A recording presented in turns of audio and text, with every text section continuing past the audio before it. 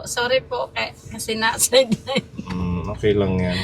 Kasi kung meron naman tayong pwedeng mission na kahit isa lang ang kasama, kaganyan itong nakaraang mga weeks, si Kuya Gabo, medyo kaya-kaya naman namin kung konti lang yung dala. Ito lang kasi pag sabay-sabay, kagaya ngayon, 4 na ayuda po yung dala natin. Di ba sa 10 kilong bigas, medyo kung dalawa lang hirap, tapos hawak pa ng camera. At yun, si Ate Ruby naman, sideline din ng kanyang nagki-cater po sila ng kapatid ko, kaya hanggang Sunday pa yun. Nag-start sila nung last week hanggang ngayong Sunday, so wala rin silang pahinga, walang tulog. Okay lang yan, at least lahat tayo meron mga hanap buhay. At si Pepa naman tuloy-tuloy pa din sa kanyang trabaho, at saka mas lalong hindi siya makikita ng ito sa ating vlog kasi continue, di ba, yung niya. Okay, malawak yung lilinisin. Maikli-clearing yung mga mga ugat-ugat, mga kahoy. Kahit man lahat ay busy, ay naitatawid po nating makapag-mission. Meron blessings po dito si Tita Easy para kay Pepa George. 500 pesos from Tita Easy. Thank you po, Tita Isis, ay binigyan niyo pong blessing. God bless po, ingat po lagi. Okay, ito naman kay Mami Lee. 500 pinapabigay ni Tita Luz. Thank you po, Tita Los, sa blessing po. God bless po. Ingat. Thank you, sir. Okay, sige. Ayan, at least may pandagdag sa mga income.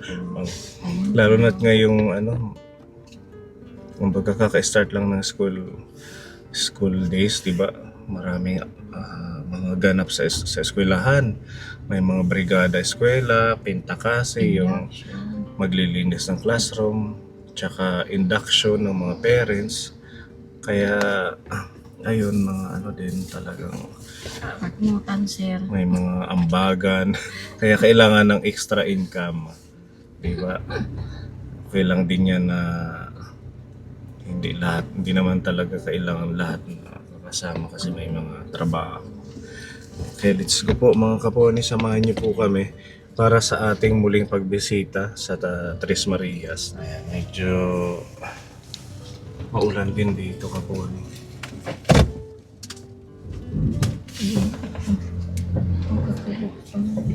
Napanood ko sa balita yung Texas sa Amerika, ang laki ng baha. New Jersey daw. Shout out kay Tita Katya. Ingat po kayo dyan. Ingat po, Tita Katya. Nasa Texas si Tita Katya. Kahit saang lugar, nabaha na.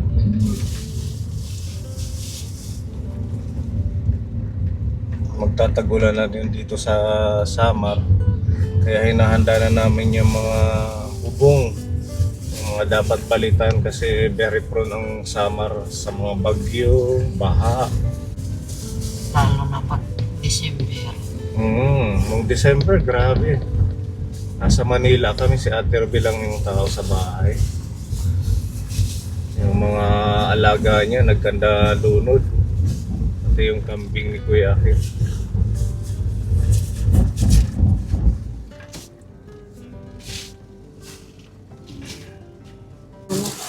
Yadinan manok.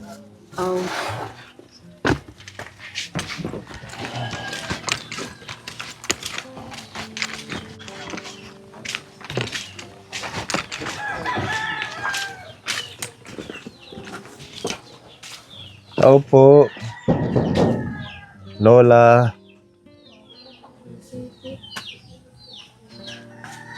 Tidak. In here. Ito ada iya ako nagkukan pag-eskwela. Nasundo. Ya, tidak lahat may elementary. Nasundo daw sa apo niya. Nag-ano siya ng walis.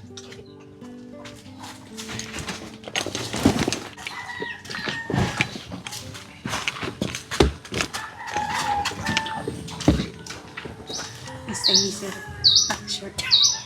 Ang cute ng shirt ni Mami Lee, oh. Handang-handa. Silitab-tab na. Handang-handa sa swimming. Swimming sa maulan.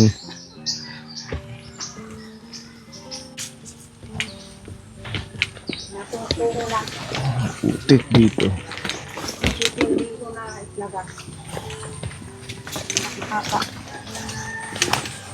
Good morning, Lola. Morning. Saan ka galing? Yan lang.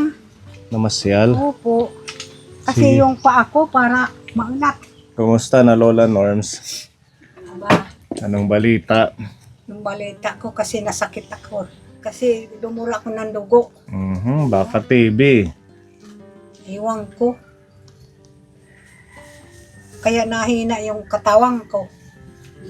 Ilang beses na ako dumura. Hindi ka naman nagbubuhat ng mabibigat. Magbubuhat niya kasi wala namang kumano dito. Ako lang. Magpa-check up ka. Libre naman yung medisina kung sakali man may tuberculosis, ganon. Masakit niya eh. Kaya nagtitis na lang ako. Nagpupunta ako doon sa mga kasi nag-ano ko ng walis. Kukuha nga ako gagawa naman ako ng banig. Yan lang ang anuin ko. Hindi naman mahirap yun, hindi naman mabigat. Oo, huwag masyadong magbubuhat kung ano lang yung kaya niyong gawin. Total mag-isa lang naman kayo. Wala naman kayong pinag-aaral, pinapakain. Okay naman yung bahay mo, magtatag-ulan na naman, Lola. Oo. Wala naman siyang Wala tulog. naman tulog dyan. Tsaka yung sahig, napagawa na rin ito. No? Opo. Parang 1 taon na yata ito, Hindi na lang 1 taon ito. Nag-pop up sa aking Facebook na ito yung ginawa natin to. Tulong to ni Madam Shelton sa'yo. Pagpagawa ng sahig. Opo. Yung sinasabi mong nasuka ka ng dugo, mag-ano ka ng check up dyan sa sentro, sa Burungan. Hindi ako papacheck up. Yung pulipog yung ginaano ko dito. Ano yun? Yung ugat ng kahoy. Pagpaano ng dugo yan. Para daw sa sugat yun. Oo nga, para mawala na. Sabi ko, baka pilay lang yun kasi noon, nung bata pa ako. Lahat, dinadala ko. Yung bigas, yung palay, galing sa ko. Pinaka-the best dyan, ipa-check up mo para malaman kung ano talaga yung problema.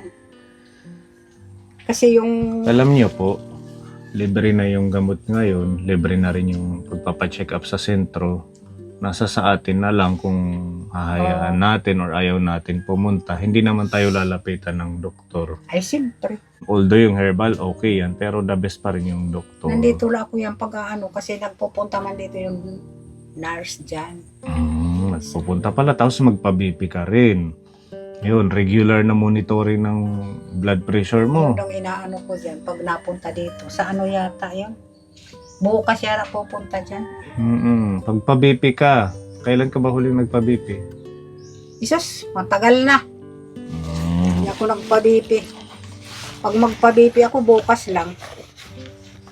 Magpa-BP ako. Matagal na ako hindi nagpa-BP. Magpapa-BP para ma-monitor mo kung okay yung...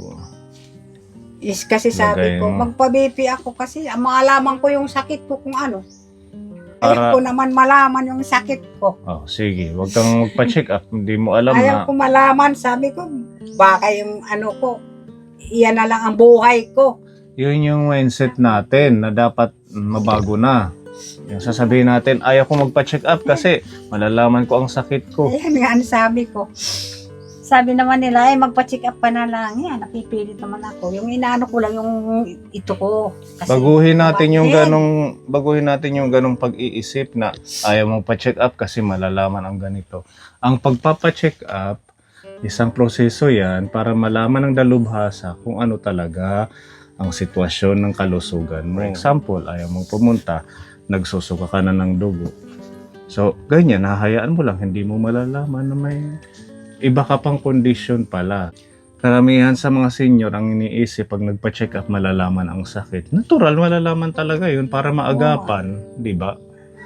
Kasi kung hindi ka magpapacheck up, hindi mo maagapan ang karamdaman kung ano man yung nakatagong sakit na dapat pa maagapan. Oh, tingnan mo, yung ibang nagkakaroon ng cancer, hindi agad inaagapan, saka napupunta sa doktor kung lumubo na, Malala na. pumutok na ang cancer, di ba? Opo. So ikaw, ngayon, agapan mo. Para hindi yung bandang huli sasabihin natin, ito na pinabayaan. Kasi ang doktor kasi, pag pumunta tayo na malala na, sasabihin lang ng doktor, ba't di ka nagpunta ng maaga? Nararamdaman mo na palang ganito ang kalagayan mo. Diba, nanay? Wag natin Maganda iisipin. na yung payo niya sa akin. Ganda. Tanggalin na natin yung makalumang isip na yan na ayaw kong magpa-doktor, malalaman yung sakit ko. Kaya nga. Para mapayuhan ka, mabigyan ka ng tamang gamot. Then, pag nalaman mo na kung ano yung sitwasyon ng kalusugan mo, saka mo na alalayan ng mga herbal. Mga gamot, mga ugat na kung ano-ano sa kahoy, di ba? Yun. Hindi yung, okay naman ang pulipog para sa pampaano ng dugo, pampawala ng pagsuka ng dugo. Okay naman ang oregano, ganyan-ganyan. Pero iba pa rin yung talagang mabibigyan tayo ng tamang gamot. Kasi yun yung magpapagaling. Yan na. Doktor na. Then samahan ng maintenance ng mga herbal, unti-unti maging magandang kalusugan mo. Ha? Tanggalin na natin yung pananaw na gano'n, yung ayaw mong magpa-check up dahil malalaman ang sakit mo, mag-aalala ka. Kasi walang mangyayari kung hindi mo Yan nga. papacheck up Tama yung nga, katawan mo. Tama nga. Ha, nanay? Maganda nga yung payo niyo sa akin. Kasi pag ako lang, minsan hindi ako nag-aano doon. Ayun lang ang ano namin maipapayo sa mga kagaya mo na talagang iniisip na ayaw magpa-doktor, magpa-check up. Magpapadoktor na ako, pupunta na ako doon. Sa bukas, nandyan yun. Yung mga health worker, di ba, nabisita man yun sa bawat Opo, barangay. nandyan yun bukas. Nila. Huwag kang Kasi mahiya, ako nang- huwag kang mahiya magtanong, sumangguni sa kanila dahil ano yan sila, sinasahudan ng gobyerno natin, kaya walang bayad ang pagtatanong. Kaya nga. Huwag kayong mahiya na, ay, nurse yan, doktor yan, ayaw. Sabihin mo kung ano yung nararamdaman mo. Makikinig sila, intindihin ka at bibigyan ka ng tamang resita. Basta tayo ay susunod lang. Hindi pwedeng na-check up na tayo, hanggang ganun lang. Meron yan tinatawag na susunod ka sa mga resita na dapat mong inumin. Kung high blood, sundin mo yung maintenance. Inumin mo araw-araw. Kasi, sayang, kumbaga walang silbi yung pagpapacheck up, resitahan ka na hindi mo iinumin. Parang si Lola Juliana. Ay, iniinom ko ubos yan. Inuubos ko yan. Pag Hindi ka sinasabi, gagaling. pag sinasabi nila mga dalawang araw, 2 buwan. Ubos yun. Kung sino yung pwede mong makasama doon or medyo kaya mo pa naman maglakad, di ba? Kahit ikaw lang. Ay, nako, kung paglakad lang na magandang paglakad. Sa bagay, kaya nakakarating ka pa doon sa... Gusto ko yung maglalakad kasi yung baka. Nakakarating ka pa doon sa... Sino ba pinuntahan mo ngayon? Si Mana Pasita. Dede, Anat Kamaritisan. Ayan. Kala ko sinong pasita. Hindi, Anat Kamaritisan hanhani.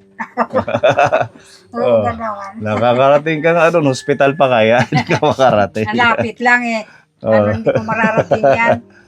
Kaya hindi na kami dumiretso doon na pagtitipon-tipunin namin kayo kay Lola Provincia kasi maulan, tsaka maputik. May sakit. Ay, may sakit si Lola. Kauwi lang yung sa ospital. Galing doon. Hindi na makahinga nung isang araw. Ganun. Inano namin yan doon. Mm. Sumasakit ng dibdib niya. Sige na, ano mo ako sa ospital.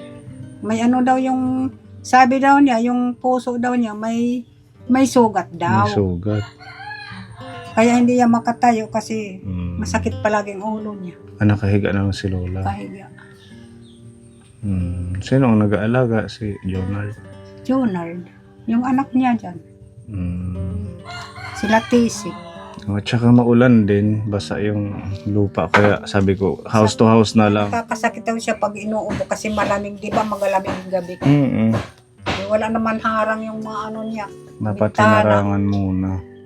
Sabi ko na po, Diningdingan. Iba pa rin yung may mga ganitong dingding kasi Oo. paggabi, hindi direkta yung hangin pag sabi ko matutulog. sa kanya, ano Mari, bumangon ka kasi masakit daw ulo ko. Kawawa naman si Lola. Naku, Diyos ko. Ano kaya ito? Nadala pala sa doktor. Kalalabas lang yun. Hmm. Ikaw mag-ingat ka ha. Basta sundin mo yung payo namin. Kung kailangan Ayun pumunta nga. sa doktor, magpa-check Hindi up mabuti kayo. naman, napayukan niyo ako. Hindi ho biro yung nagsusuka ng dugo. May ano Dalawang yan, beses na. meron yan problema internally sa ano mo, hindi natin Alam alam yun kung sa eh. baga. Alam niyo ni Mari nga na sumusok ko nung Ilang ano na ba yan? Ilang beses na nagsusuka ka? Or Dalawa. dati na nagsusuka ka? Oo, pero unti Hinahayaan mo lang. Hindi ko pinapansin. Hmm. Ngayon na, dalawang linggo na. Hmm. Kaya nga dito lang muna ako lang sa bahay. Oo, huwag masyadong Kasi ayaw ko magbuhat ng magbuhat. Kapag bubuhat ako, yan, ng Total, meron na naman kayong pensyon nakuha nyo na, di ba? Hmm. Meron kaming dala dito na pagkain mo, halagang 2,000 to galing kay Tita Mel. Shoutout kay Mami Jubel sa pag-aayos ng mga pang-ayuda natin. Ayan. Palakpakan muna natin si Tita Mel. Thank you. Meron kang mga biskwit pang snacks. Yung mga ganito sa totoo lang, dahil nga senior na naman sila, kumbaga hindi na masyadong kain. Kahit isang biskwit, yung isang pack na yan, pwede na yun, isang snackan eh. Kung talagang siya lang ang kumakain, medyo matagal to. Dahil nga, 10 ito, di ba? So kung umaga isa, hapon isa, 5 araw. Plus Matagal ito na. pa. 10 din. So 10 araw na. Plus ito pa. 15, 15 days. O 15 days na is na. Plus meron pang mga ganito, gatas. O, may udong. Ay, meron pa yung bigay ni Tita Mel. O, may Ensure pa. Tsaka Energin. Ito, ang ginagawa ng iba, yun na ba yung nakausap ko? Na hinahati niya daw. Si Tatay Henry. Tatay Henry. Hindi niya daw binubuhos sa isang timplahan. So pag hinati mo, pwede maging 2 timplahan pa, di ba? So, nasa atin lang talaga. Tsaka, syempre may ibang support din naman ang gobyerno, yung senior pension nila. O yan. Meron palaman dito at tsaka oatmeal. Tapos sinamahan ni Mami ng sabon, pangligo, panglaba, may asukal, asin, mga pangluto mo. Tsaka may mga dilata dito. At ito yung ating bigas. Total kakaanin nyo lang naman, di ba? Damo niyo na. Hindi naman ako nag-ani. Ubos naman ang inanihan ko. Ubus na. Ilang sako lang yung 2. Oh, may tinapay din. May saging. Ito naman, pakita natin to. Para matuwa si Lola. Ayan, may mga mansanas, ha? Para sa'yo at saka meron din orange. Ayan. Para kumpleto yung ating ayuda. Tsaka ito, manok. Lutuin mo na lang to, sabawan mo. Total, meron ka namang mga talbos or malunggay. Yan. At saka yung ating bigas, 10 kilo. Yan, kabuo na dito natin ilagay.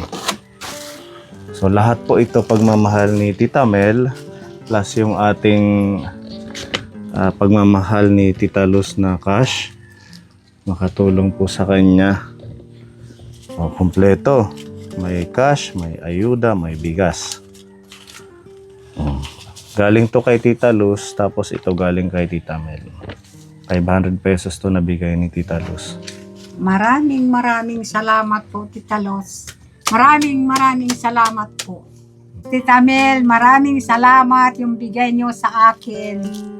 Maraming salamat po. Di ba? Malaking tulong ito kahit papaano matagal-tagal na pagkain ni Lola Capone. Ayan, maraming salamat Tita Mel at kay Tita Luz dito sa pagmamahal kay Lola Normelita. Mananghalian ka na ba? Ay magsasaing pa lang ako. Anong ulam mo? Ayan lang, ginamos. May ginamos ka? Hanggang sa Ito? kasironak, pinaklaw ba? Ginamos. Huwag ka na munang kumain ng ginamos kasi maalat yan. Yan. Hindi ba? Alat niyan. Meron kang gulay. Dapat gulay. Yung asinan. Hindi ko may nasa. Talbos ang kamote. Yan na lang, talbos. Maraming talbos dyan. Huwag na muna yung mga ginamos kaya hindi yan maganda sa Palaging ano katawan. yung ulam ko, ginamos. Ako napapansin ko pag kumakain ako ng tuyo, bulad, ang sakit dito sa likod pag gising ko ng umaga sa balakang, ang sakit. Ito mas sumasakit pag kumakain ako ng asin. Pag sobrang alat ang kinakain, hindi maganda.